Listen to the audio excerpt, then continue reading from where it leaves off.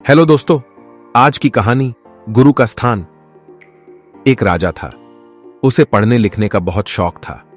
एक बार उसने मंत्री परिषद के माध्यम से अपने लिए एक शिक्षक की व्यवस्था की।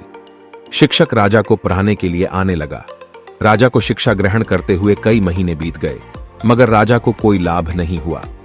गुरु तो रोज खूब मेहनत करता थे, परंतु राजा को उस शिक्षा का कोई फायदा नहीं हो रहा था। राजा बढ़ा परेशान।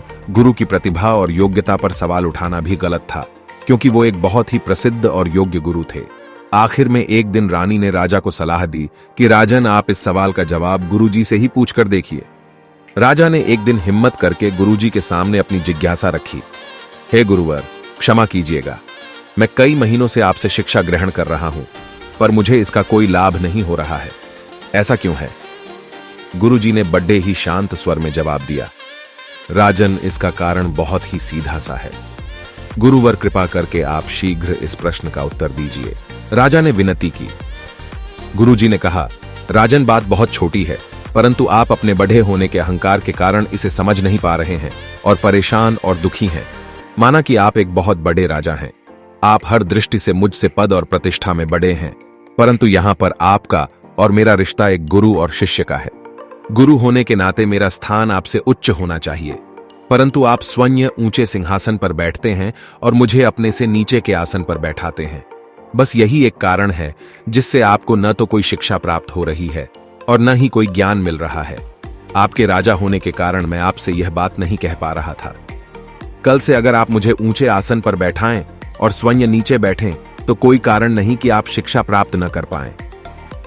राजा की समझ में सारी बात आ गई और उसने तुरंत अपनी गलती को स्वीकारा और गुरुवर से उच्च शिक्षा प्राप्त की।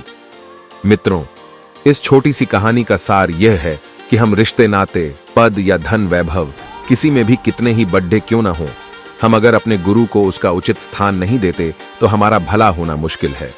और यहां स्थान का अर्थ सिर्फ ऊंचा या नीचे बैठने से नहीं है। इसका सही अर्थ है कि हम अपने मन में गुरु को क्या स्थान दे रहे हैं। क्या हम सही मायने में उनको सम्मान दे रहे हैं या स्वयं के ही श्रेष्ठ होने का घमंड कर रहे हैं?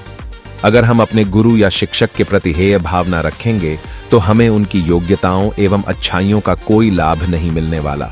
और अगर हम उनका आदर करेंगे, उन्हें महत्व देंगे, तो उनका आशीर्वाद हमें सहज ही प्राप्त होगा।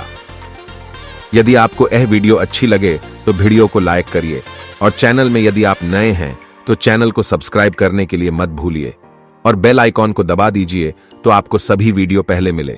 और दोस्तों को शेयर करना मत भूलिए।